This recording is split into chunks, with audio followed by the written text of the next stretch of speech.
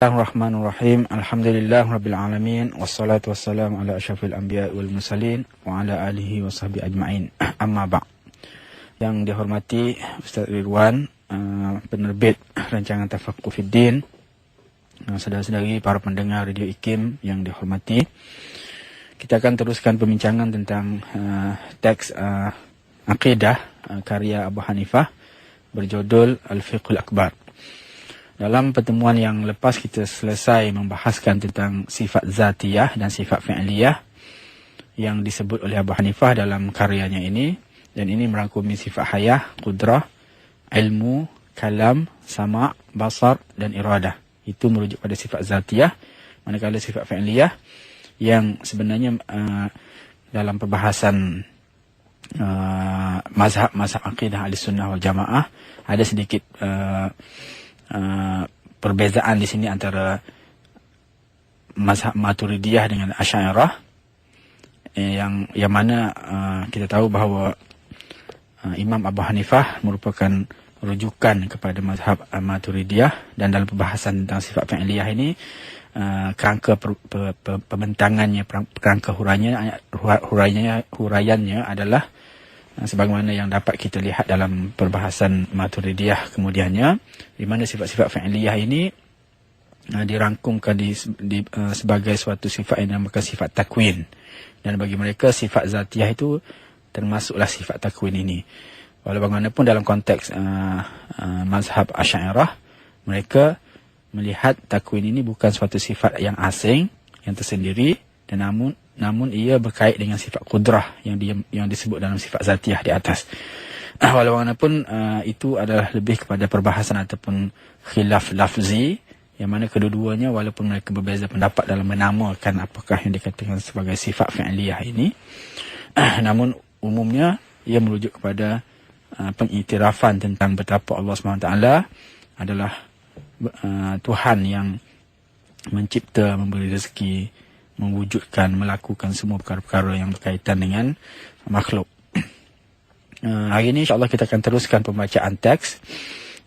Abu Hanifah menyebut, lam yazal wa lam yazalu bi asma'ihi wa sifatihi lam yahdutsu lahu ismun wala sifatun lam yazal aliman bi ilmihi wal ilmu sifatun fil azal wa qadiran bi qudratihi والقدرة صفة في الأزل ومتكلما بكلامه والكلام صفة في الأزل وخالق بتخليقه والتخليق صفة في الأزل وفاعلا بفعله والفعل صفة في الأزل والفاعل هو الله والفعل صفة في الأزل والمفعول مخلوق وفعل الله تعالى غير مخلوق وصفاته في الأزل غير محدثة ولا مخلوقة فمن قال إنها مخلوقة أو محدثة أو وقف أو شك فيها فهو كافر بالله تعالى.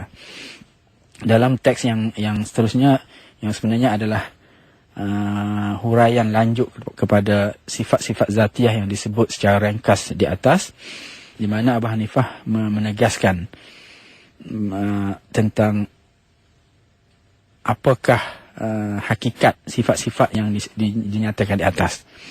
Lam yazal wa la yazal bi asma'ihi wa sifatihi lam yahdutsu lahu ismun wala sifatun. Ini merujuk kepada gambaran ataupun penegasan Abu Hanifah bahawa nama dan sifat-sifat Allah itu adalah azali, dengan maksud tiada awal baginya, dan ia juga adalah abadi, dengan maksud tiada akhir baginya.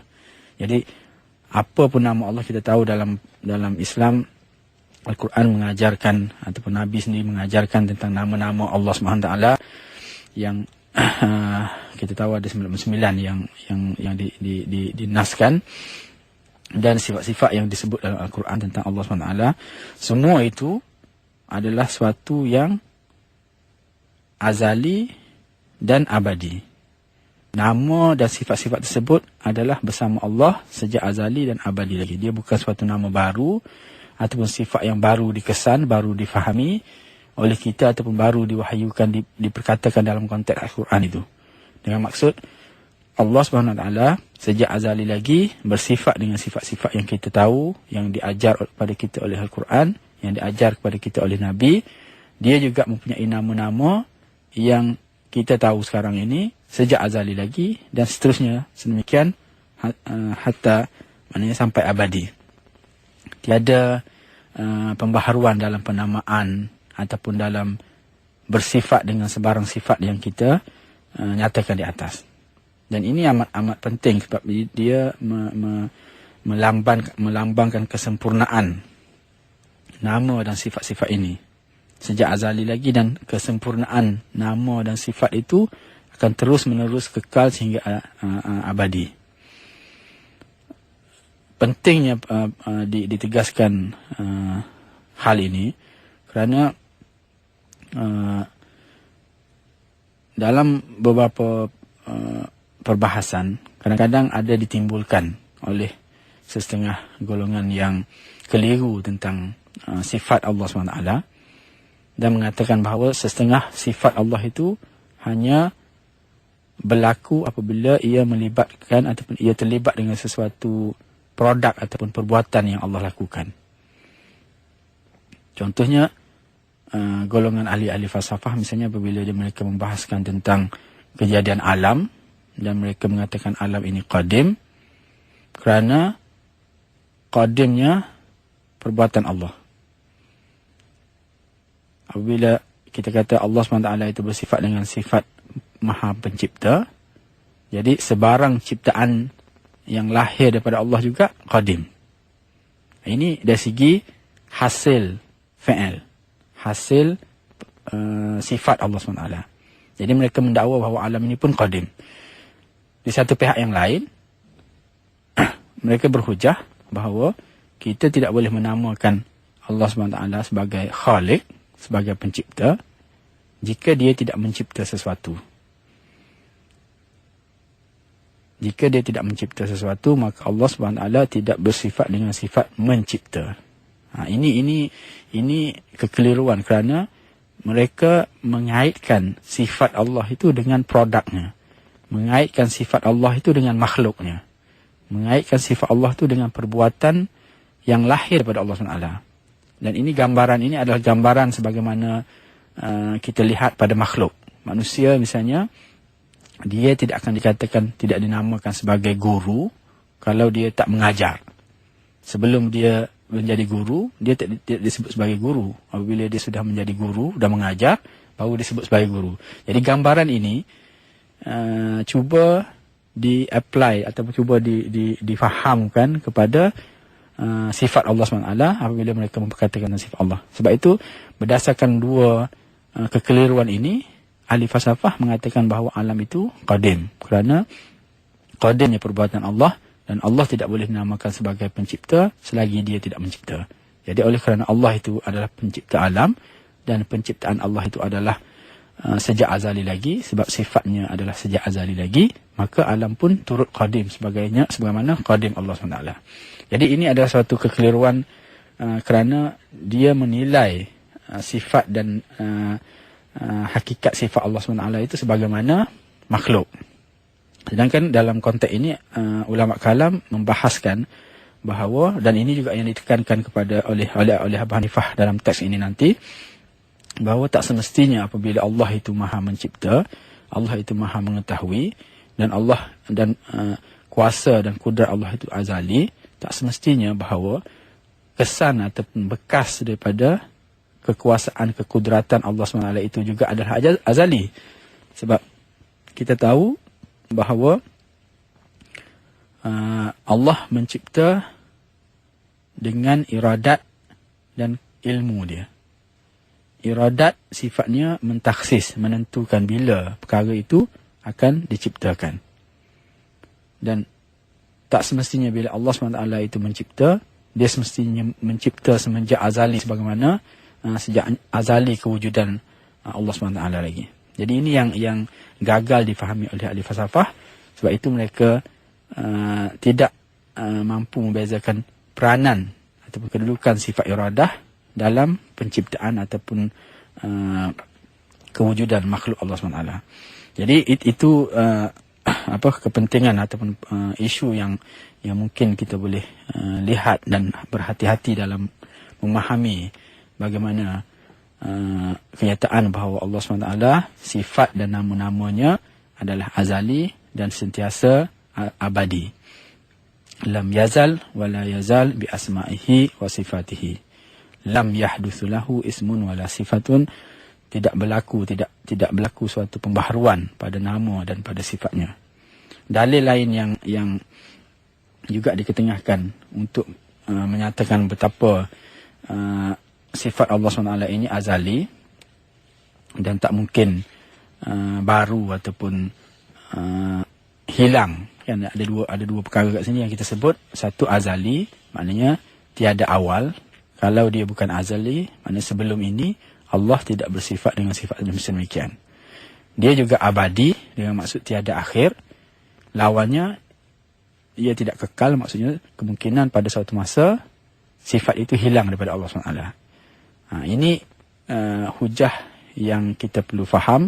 Bagaimana kita nak buktikan bahawa Allah SWT itu sejak azali lagi bersifat dengan sifat-sifat kesempurnaan yang Allah nyatakan kepada kita melalui Al-Quran dan Hadis, dan sehingga abadi sifat-sifat sedemikian akan wujud bersama Allah SWT. Apakah bukti yang kita boleh ketengahkan ataupun apakah dalil yang kita boleh hujahkan untuk membuktikan tentang keazalian dan keabadian sifat dan nama-nama Allah SWT ini? Satu huraian yang mudah yang diketengahkan oleh salah seorang komentator ataupun syarah kepada kitab ini, iaitu Mullah Al-Qari. Dia mengatakan bahawa Allah SWT itu adalah wajibul wujud, kewujudan yang wajib secara zatnya, yang sempurna pada zat dan sifatnya. Itu sifat Allah SWT, sifat yang hanya layak bagi Allah SWT. Kalau berlaku pembaharuan pada sifat ataupun hilang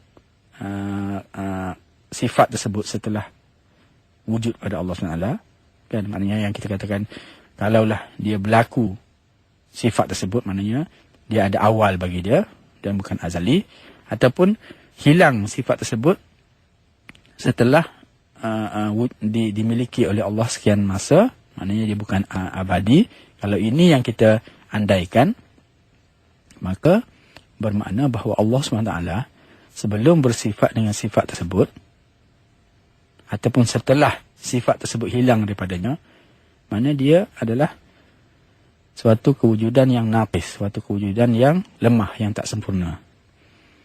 Maksudnya sesuatu yang tak sempurna, sebelum dia bersifat dengan suatu sifat, dia tidak bersifat dengan sifat tersebut. Macam kita sebagai seorang makhluk, sebelum ini kita tak mampu misalnya membaca. Kemudian baru kita mampu membaca. Maknanya sebelum kita mampu membaca, kita naqis, kita kurang. Begitu juga kalau kita andaikan manusia setelah sekian usia dia tak mampu lagi berjalan. Sebelum itu dia mampu berjalan, tapi kemudian dia tak mampu berjalan. Jadi itu pun juga menunjukkan bahawa dia lemah.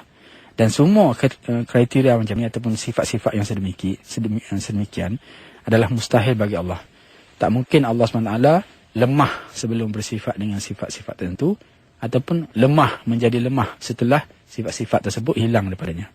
Sebab itu ditekankan di sini bahawa Allah SWT sifat dan namanya adalah azali dan abadi. Sebab kalau sifat Allah SWT bukan azali dan bukan abadi, ini menunjukkan bahawa Allah SWT itu lemah, kerana sebelum dia memperolehi sifat, dia lemah, dan setelah sifat itu hilang daripadanya, ia juga lemah. Itu sedikit tentang huraian bagaimana keazalian dan keabadian nama dan sifat Allah SWT. Apa yang saya suka untuk ketengahkan di sini ialah apakah kesan di sebalik keyakinan dan hakikat azali dan abadinya nama dan sifat Allah SWT. Apa yang kita boleh hayati daripada hakikat bahawa nama dan sifat Allah SWT itu azali dan abadi. Sebagai contoh, kalau kita lihat pada nama, nama Allah misalnya, dan nama-nama lain yang kita tahu tentang Allah Ar-Rahman, Ar-Rahim dan seterusnya. Apabila kita kata nama itu azali, bermakna bahawa nama-nama inilah juga yang diimani oleh para anbiya sebelum ini. Maksudnya, apa yang diajar kepada kita tentang nama Allah, sebutan-sebutannya, nama-nama itulah juga yang diimani oleh para anbiya sebelum kita. Bahkan semenjak daripada Nabi Adam alaihissalam lagi. Dan seterusnya, nama-nama inilah juga akan didokong sehingga akhirat nanti. Bahkan ia juga adalah kekal abadi hatta di akhirat nanti. Maksudnya keazalian dan keabadian nama Allah SWT menjelaskan kepada kita bahawa nama-nama inilah juga merupakan nama yang diajar kepada para nabi sebelum ini, semenjak daripada Adam AS sampailah sekarang. Dan ini yang Al-Quran menegaskan bagaimana setengah golongan ataupun umat-umat terdahulu, setelah mereka diajar nama-nama dan sifat-sifat Allah SWT ini, mereka mengingkari, mereka menyelewengkannya, mereka memesongkannya dengan fahaman-fahaman, bahkan ada yang memberi nama-nama yang asing, yang tersendiri kepada apa yang mereka anggap sebagai Tuhan. Dan itu semua tidak diiktiraf oleh Allah SWT, sebab apa yang diiktiraf oleh Allah SWT adalah nama-nama ini saja. Di satu aspek lain lagi, penekanan tentang keazalian dan keabadian nama dan sifat Allah SWT ini dalam konteks nama misalnya, kita boleh faham bahawa nama Allah SWT itu adalah nama khas. Nama-nama yang Allah bagi, Allah namakan dirinya dengan nama-nama tersebut adalah suatu nama khas bagi Allah SWT yang dinamakan kepada zatnya, kepada dirinya semenjak azali dan seterusnya kekal abadi sedemikian. Jadi termasuklah nama Allah SWT, nama Ar-Rahman, Ar-Rahim dan sebagainya. Sebab tu kita lihat dalam konteks umat Islam, kita tidak menamakan apa-apa pun makhluk ini dengan mana-mana nama Allah. Hatta kalau kita nak menamakan manusia ataupun anak-anak kita, kita namakan Abdu, kita letakkan hamba Allah semua. Dan kalau Abdullah, kalau Ar-Rahman, Abdul Rahman, sebagai merujuk kepada hamba kepada Ar-Rahman, hamba kepada Allah SWT. Dan kita tak namakan dia sebagai Allah, Ar-Rahman dan sebagainya. Jadi ini adalah nama khas yang hanya khas untuk Allah SWT dan diajar kepada kita melalui Al-Quran. Dan ini melalui bahasan bahawa nama dan sifat ini adalah azali, menunjukkan bahawa semenjak Allah SWT wujud, sejak azali lagi, nama ini telah pun dinamakan oleh Allah SWT untuk merujuk kepada zat Allah SWT. Yang lebih praktikal lagi, yang kita boleh renungi bila memperkatakan tentang keazalian dan keabadian nama-nama Allah SWT ini ialah impak nama itu tersebut. Apakah impak nama tersebut kepada makhluk? Kan kita tahu dalam tradisi Islam banyak ditulis tentang huraian tentang nama-nama Allah. Dan saya nak sebut di sini satu kitab yang penting yang kita boleh baca, iaitu karangan Imam Al-Ghazali, Al-Maqsad Al-Asnaf, Syarh Asma Allah Al-Husna, yang mensyarahkan 99 nama Allah. Dan ini amat penting, amat bermakna kalau kita boleh baca dan kita boleh hayati. Sebab nama-nama ini juga menanggung sifat-sifat Allah yang tertentu. Misalnya bila kita lihat perkataan Ar-Rahman, nama Ar-Rahman sebagai pemurah, Ar-Rahim, pengasihani, Ar-Razzaq yang maha pemberi rezeki, dan Al-Qahhar, Al-Hadi. Al-Qahhar maknanya yang tegas, yang gagah. Al-Hadi yang memberi hidayah. Al-Ghaffar yang memberi pengampunan. Al-Fattah yang membuka, menganugerahkan, meluaskan ilmu, rezeki dan sebagainya. Dan lain-lain lagi. Mengamati dan memikirkan tentang nama-nama ini serta makna-makna makna dan konsep yang terkandung dalam nama-nama itu, kita akan lebih memahami dan mengenali Allah SWT dengan lebih sempurna. Seorang yang memohon rezeki, memohon sesuatu permohonan, dan dia meyakini bahawa Allah SWT bersifat dengan sifat Ar-Razzaq misalnya, dia akan lebih yakin hanya kepada Allah SWT yang akan memberi rezeki kepada dia. Dan ini boleh mengelakkan banyak apa yang dikatakan sebagai syirik-syirik khafi, di mana ramai di antara kita yang mungkin secara tak sedar mengharap dan menyangka bahawa ada kuasa-kuasa lain atau makhluk-makhluk lain yang boleh memberi rezeki pada dia. Itu satu contoh yang boleh kita lihat. Al-Hadi misalnya sebagai pemberi hidayah. Seseorang Islam yang memahami tentang nama Al-Hadi yang merupakan nama Allah sejak azali dan akan terus kekal sebagai sehingga abadi, menunjukkan bahawa Allah SWT sejak azali lagi adalah pemberi hidayah dan akan terus sebagai pemberi hidayah kepada umatnya, kepada makhluknya yang mengharap dan berdoa kepadanya. Al-Ghaffar yang memberi pengampunan, seseorang yang memohon keampunan Allah SWT. Dia perlu yakin bahawa sifat Allah ataupun nama Allah sebagai sebagai pengampun itu bukan baru dan bukan sekejap mengampun, sekejap tidak. Dia semenjak azali dan sampai abadi, sifat dia adalah mengampuni hamba-hambanya, mengampuni dosa-dosa hambanya. Dan begitulah seterusnya. Kalau kita lihat ada 99 nama yang boleh kita baca dan fahami serta hayati, dan ini akan memberi impak yang amat besar dalam berkatakan tentang hubungan dan pegangan kita tentang nama-nama Allah.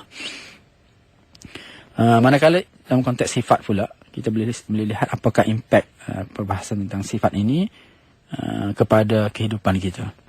Kita tahu bahawa tadi dinyatakan bahawa sifat dan nama Allah itu azali dan abadi. Sama juga sebagaimana nama tadi, bila kita kata Allah SWT itu wujud. Sifat wujud itu adalah sifat yang azali dan sifat yang abadi bagi zat Allah SWT. Dengan maksud Allah semenjak azali dan sampai abadi, kekal abadi, dia akan terus wujud. Jadi kewujudan Allah SWT itu memberi suatu keyakinan kepada kita bahawa Allah selama ia wujud, dia akan sentiasa bersama dengan makhluknya. Dia akan sentiasa, kita tahu sifat lain, Esa, alim. Dia tahu tentang hal ehwal makhluknya. Qadir, dia sentiasa mampu menganugerahkan, melakukan apapun yang dia ingini terhadap makhluk. Dia khalik, pencipta. Dia murid, dia berkehendak. Semua sifat-sifat ini kalau kita fahami bahawa dia azali dan abadi, memberi impak kepada kita dalam konteks akidah dan pegangan bahawa Tuhan yang kita sembah ini sentiasa wujud, tak pernah tidak wujud dan akan terus wujud, dan ia adalah Esa, sentiasa Esa, tak pernah ada sekutu baginya. Dan selama-lamanya ia akan Esa. Dia maha mengetahui terhadap segala aktiviti ataupun perkara-perkara yang berlaku dalam hal kewujudan. Tak ada sesuatu pun yang akan terlindung daripada ilmunya semenjak azali lagi, dan akan terus sedemikian sehingga abadi. Kesemua ini kalau kita hayati satu persatu, dia akan beri impak. Sebab manusia akan lebih bermuhasabah, akan lebih berhati-hati dalam sebarang tindakan, perkataan, fikiran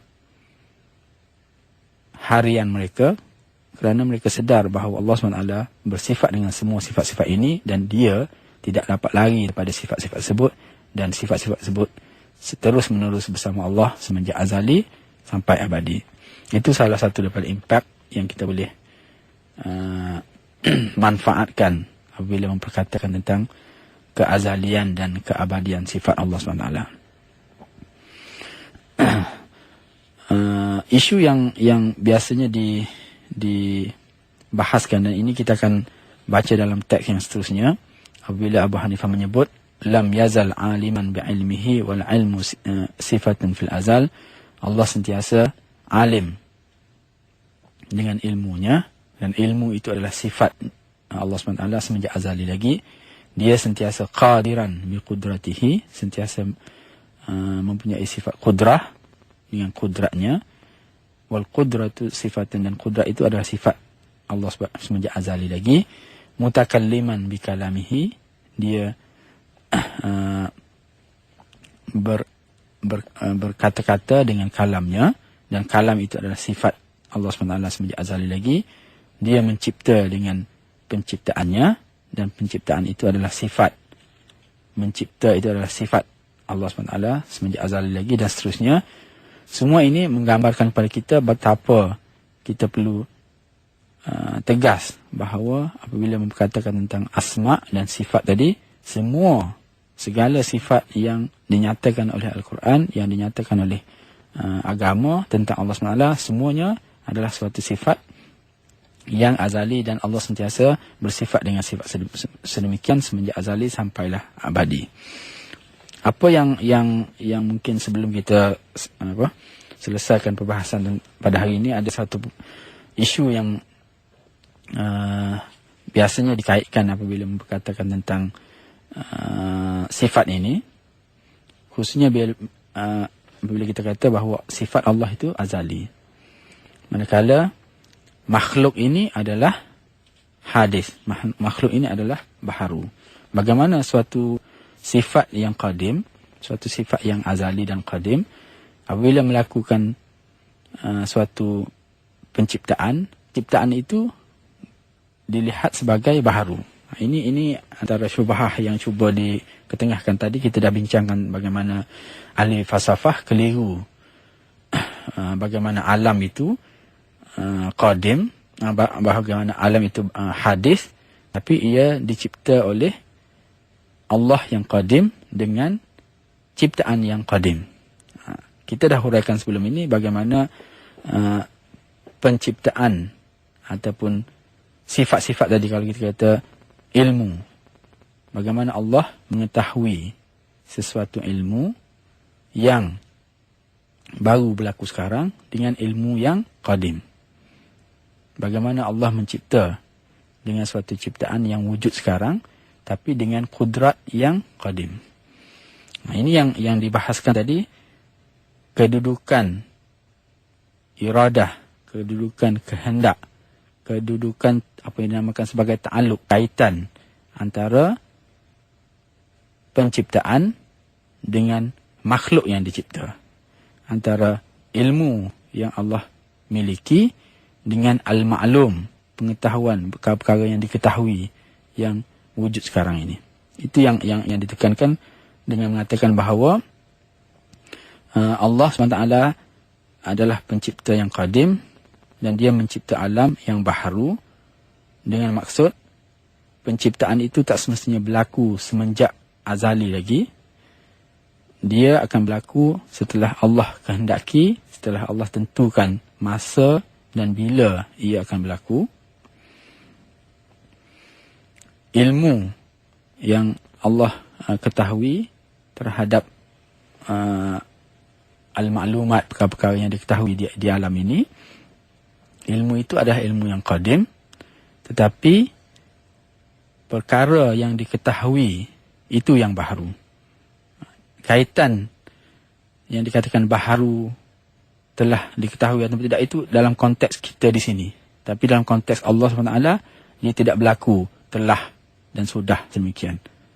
Ilmu, kudrat, kalam, samak, basar dan semua sifat yang ada pada Allah SWT itu adalah semenjak azali dan abadi, dan dia tidak terkesan dengan barunya ataupun kewujudan yang baharu yang lahir pada makhluk itu. Jadi ini yang kita perlu fahami, sebab nanti kita perlu elakkan daripada kekeliruan menyangka bahawa apa yang berlaku sekarang adalah juga memberi kesan kepada ilmu, kudrat dan sifat-sifat Allah yang lain. Dan ini juga yang kita akan baca nanti apabila dibahaskan tentang apakah Al-Quran itu makhluk ataupun tidak. Yang dikatakan makhluk itu apa? Yang dikatakan qadim, azali, yang Quran itu apa? Dan insyaAllah dalam pertemuan akan datang kita akan cuba huraikan isu-isu ini. Wabillahi taufik wal hidayah. Assalamualaikum warahmatullahi wabarakatuh.